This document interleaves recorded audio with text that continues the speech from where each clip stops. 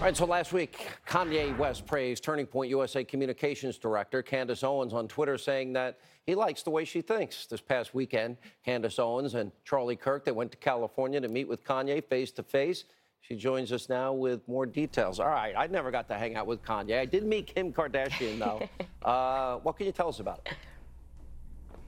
I can tell you that Kanye has a wonderful, beautiful vision for the future of America. It's a unifying message, and this is really just the beginning of it. And I'm incredibly honored to not only be on his journey, but for him to be on mine. He understands something, and he sees something on both sides, and I really think he's going to be significant in bridging the gap. You know, I think friends of mine have told me, maybe you agree with this, I think this has the potential, maybe I'm over analyzing this, to perhaps start a cultural shift here.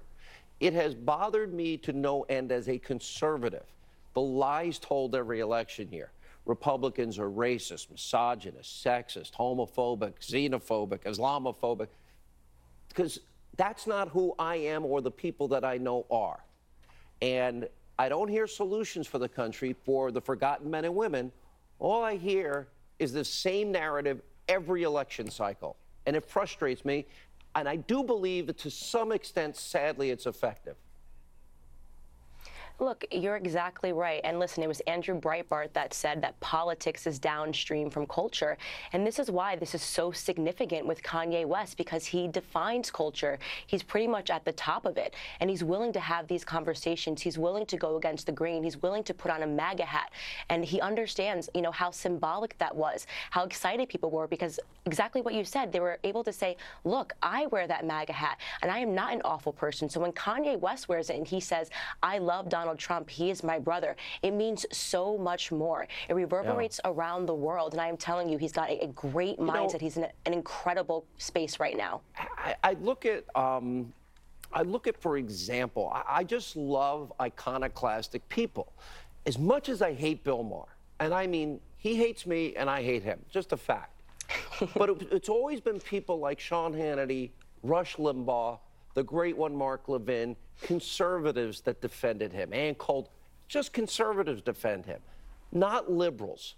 Why? Why would that be, considering they claim to be the champions of free and open exchange of ideas, ideals, and opinion?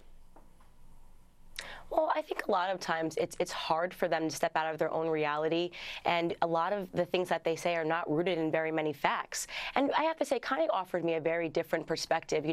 On the right, we tend to say, and this came from Ben Shapiro, that facts don't care about your feelings. But on the left, the feelings do become facts, and at some point we do have to acknowledge that.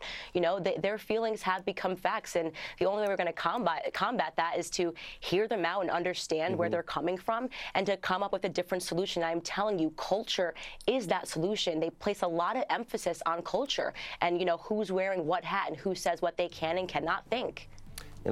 Candace, since I've gotten to know you, I told you I am loving this trajectory. It's like a rocket ship. Your career is taking off, and you should be very proud. It's fun to watch. Thanks for being with us. Thank you so much, Sean. All right, when we come back, Kathy Griffin taking back her apology next.